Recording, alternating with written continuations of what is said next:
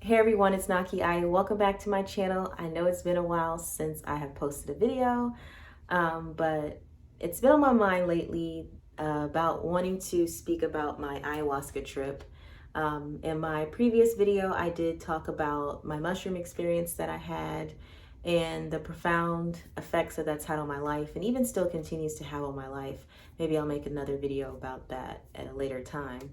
But I do want to share my ayahuasca experience because that definitely was a very important experience for me as well. So I'll go ahead and get into the story. So this was about a year and a half ago. I decided to do an ayahuasca ceremony, and I've done a few in total, maybe done about 3 in total. But the reason why I was inspired to do the ayahuasca trip was because I was in this point in my life where I needed to make some changes and I didn't know how to go about that. I knew that I had developed some bad habits, I had got into some bad thinking patterns, and I was not feeling very inspired. I was not feeling spiritually in tune at that point. It was really hard for me to even just like be still. I had so many things on my mind and I was just very restless and very distracted. I remember just wasting a lot of time like on my phone on social media, just scrolling through my timeline because I was trying to block something out. There was something that I was feeling that I didn't want to feel, and so I was able to distract myself with social media. But a deeper part of me knew that this was not productive and this was not helpful in the long run. And I kind of needed to get a hold of whatever it was that needed to be addressed. And I was trying to meditate. I was trying to like really get into that space, and I just could not do it. It was just very, very hard for me to sit still with myself. And so I thought that that would be a good time for me to have an ayahuasca ceremony. So I did experience this with a large group of people. This took place in a ceremony room, and there was a shaman there, and we were all we all had like a pallet on the floor in the ceremony room that you could kind of bring your own blankets and your own cushions and your own whatever you wanted to make your space as comfortable as possible. And it was emphasized that this was to be your own personal journey. So there wasn't going to be a lot of interacting with other people. This was basically like staying in your space and working through your experience on your own. There were trip sitters. There were quite a few trip sitters to help you out if you needed help. But for the most part, this was supposed to be a very personal and intimate experience for yourself. And so we would go around the room and take turns drinking the ayahuasca from the cup and go back to our spaces and kind of just wait for it to settle in.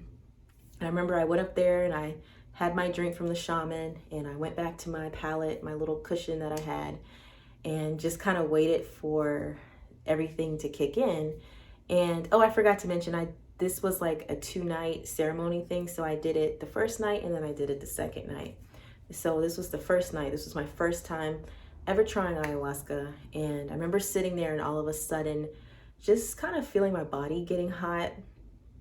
And that same uncomfortable feeling came up that would come up when I was, just having some idle time in my day-to-day life, and would just start feeling this discomfort and start feeling like this anxiety. And it was that feeling that I was trying to run from. But I was here at this ayahuasca ceremony, and this medicine was getting stronger and stronger and stronger by the minute. And if you've ever done psychedelics, you know that once you've ingested it, there's no turning back. So that feeling started to come up really strong in my body. And I remember just like wanting to lay down, but I couldn't. Like I was just like tossing and turning. I was trying to like fight that feeling. And at some point I realized like, I can't fight this. I'm just gonna have to surrender to this experience and just kind of give in to this feeling. And it was so uncomfortable, so uncomfortable. I just had to sit there and allow it to just take me in. And I had just had to totally surrender to the discomfort. And I remember like my mind was scared. Like as I was starting to get more affected by the medicine, my mind and my ego were trying to push it away. So my mind would say things like, what would people think if they saw you here right now? You're doing this and you're a mother. And it was just like all of these thoughts that I would use to block out experiences in my life. Like, what will people think? You're a mother, you can't do this. This is weird. This is too far out there. This might be dangerous, and usually in my day-to-day life, I would allow those thoughts to stop me from doing something, even if I felt like it was something maybe that was important to me. If those thoughts and those uncomfortable feelings were strong enough, it would deter me from doing it.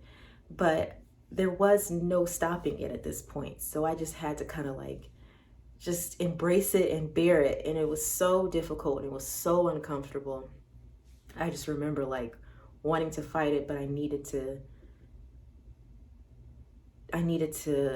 ease into that space and just allow the medicine to work. And I remember it was like once it really started working inside of me, it was like I entered a new like portal or a new dimension almost. And I was very in tune with my inner world, and I was just kind of reflecting on my life. And I realized at some point it was just about being still, like just taking the time to be still, no distractions. It was like my ego had kind of taken a back seat, so it wasn't chattering and telling me this and telling me that, worries and fears and like it normally does. And so it just allowed things to come up that I normally wouldn't have thought of. And so I reflected a lot on my family and just my life and the path that I was going down and what path I wanted to go down into my life, and realized that, there was a deeply creative part of me that I needed to express and let out. But there was a part of me that was afraid to let it out because I had just, I guess, programmed myself or picked up the idea somewhere along the way that I shouldn't be doing that. I need to be super responsible all the time. And it was egotistical for me to want to like master some type of craft or just really, really pour myself into what I was passionate about. Thought about just my relationships with people and kind of realized where I went wrong in some ways and places where I needed to kind of like humble myself. But then there was also this voice that was like, yeah, you need to be nicer to yourself. You need to love yourself more. And yeah, that was pretty much the totality of that first night that I took the ayahuasca. I took a very small dosage. It was my first time and I didn't want to overdo it. But I told myself the next night that I was going to go back for a second drink. So it's like once you drink the medicine and it's working through you, like a few hours into the ceremony, they call you up if you'd like to take an additional dose of the medicine. So the second night, I, took the medicine and everything, and I was just, this night was like really funny and really interesting. So I took the medicine, I'm sitting there waiting for it to kick in, and out the corner of my eye, I see one of the trip sitters. But when I saw her, she had like this aura around her, and she was like glowing, and she just straight up looked like a fairy, like a real live fairy. And I couldn't contain myself. Normally I'm a very reserved person and I kind of keep to myself and I'm kind of quiet, but I just like bursted out with like this childlike excitement in this room full of people. It's like silent, it's dark, and I just burst out like, oh my God, a fairy. And she hears me and she comes over and she's like engaging with me and kind of playing around, and I'm just like in awe of how amazing and beautiful she looks. And I kept asking her, like, are you real? Like, I was taking her hands, like she was so delicate and like looking at her hands. And she really, really, really, really actually, in that state of mind that I was in, looked like a real legit fairy. And it just felt like all of this energy kept bubbling up inside of me. And I decided like at that point it would be a good time for me to stand up and to thank the shamans for holding this ceremony. Now granted, this is a room full of people. It's silent, it's pitch black.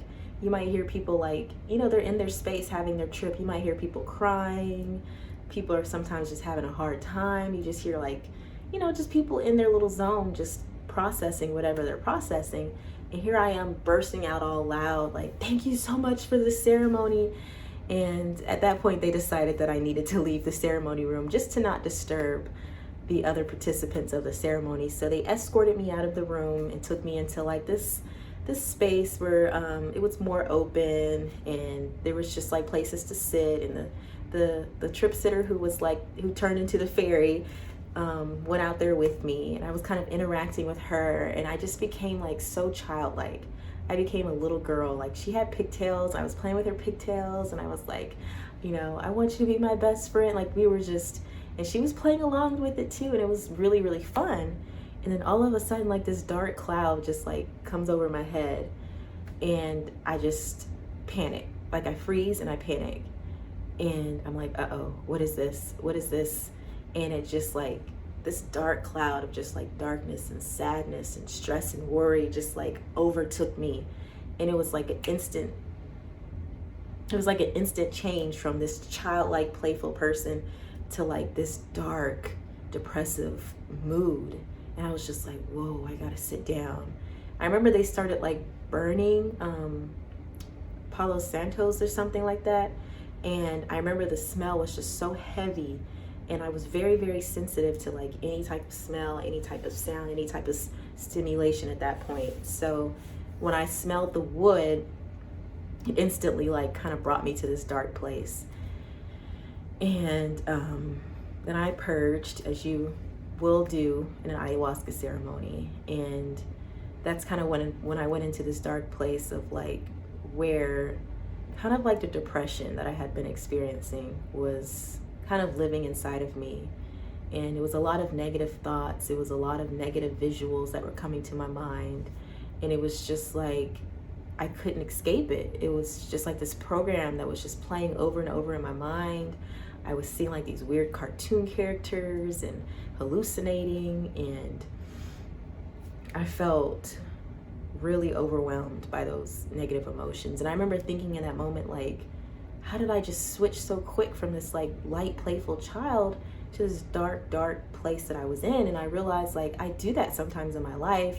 I like to brood sometimes, or I'll overthink situations and kind of like suck the fun out of it and not allow myself to be free, and not allow myself to really have fun and enjoy myself sometimes, because I'm so plagued with worry or just negative thoughts, or just, you know, things that bring me down. And I kind of just saw it play out in front of me. And so I stayed out there for a little while. I remember I went outside to get some fresh air, and I kind of got myself back into this neutral place. So I went back into the ceremony room to lay back down. I was, you know, I could compose myself now. And I went in there to lay down, and all of a sudden I just started feeling this huge amount of guilt and remorse. I was like, I can't believe I had an outburst like that in the ceremony room in front of everybody. I was like, I ruined everyone's experiences. I ruined everyone's experience. They're probably gonna ask me to leave after this. And then like this thought came to my mind. I don't think my dad watches my videos, but if he does, I'm just, you know, just being honest about what came up. I was like, my dad always told me something bad was gonna happen, and if I wasn't careful, and look what happened. I wasn't careful. I let myself go, and I really messed up. And I just kind of spiraled out into this shame cycle. And I remember like getting in the fetal position, like, I can't believe I did that, you know? And it just overtook me so strongly that I went to one of the group facilitators, and I told her, I was like, I'm so sorry that I did that I had an outburst. I don't think I should be here. I'll leave if you want me to leave. I was just like feeling so bad. And she like looked at me and she was like, what are you talking about? She's like, I'm not worried about that. She's like, other people have had much worse outbursts than you did. Like, I'm not judging you. She's like, I don't know what that is that you're holding on to, but it ain't got nothing to do with me. Like, you know, like, you're welcome here. We love having you here, basically. And I was like, what? I was like so dumbfounded, like, really? Like, here I am, like, thinking I'm like the worst person in the world. And I'm like, it wasn't that bad. And then even after the ceremony, everyone was coming up to me and they were like, thank you so much. Like, you helped me get through a really hard time. Like, you had such a great trip. You did such a good job. Like, thank you. And like, I was getting positive praises. And here I was thinking like, I deserve to be kicked out of this place. And I realized like, I do that. I don't let myself go free. I don't let myself like be expressive and be childlike because I have that fear that I'm gonna do something really bad or I'm gonna do something shameful, and I kind of like just constrict myself to protect, as a form of protection, so that I don't experience like rejection or negative reactions from people. And I realized that that was something that I needed to work on. So those were like the big gems that I really took out of that experience, and I've really been working through over the past year and reflecting on and just noticing like how I respond when I'm in social situations or when I'm in a situation that's challenging, or just monitoring myself, like, and asking questions like, why? Where did this come from? Why am I this way? Why do I respond this way? Why do I think this way? Why do I believe this? And just asking questions has led me to gathering more information. It's led me to books. It's led me to just an abundance of answers, basically. And I realized like that's really what it is in life. You have to be willing to ask those questions in order for life to respond to you. And if you're ready for a change or you're ready for something different, you really have to step out of your comfort zone and do something different and start to ask yourself like, you know, you have to trust like this inner intelligence that we have, that's connected to everything around us. When you're on psychedelics, you realize how much everything in the world is connected. We're all connected. People are connected. And you realize like we're really just acting through these egos that we think and believe is who we really are, but it's really just a set of conditions and programs and beliefs that we've accumulated over our lifetime. And if we can kind of learn to see past that and live more consciously, we can, get to know deeper parts of ourselves and experience life more fully.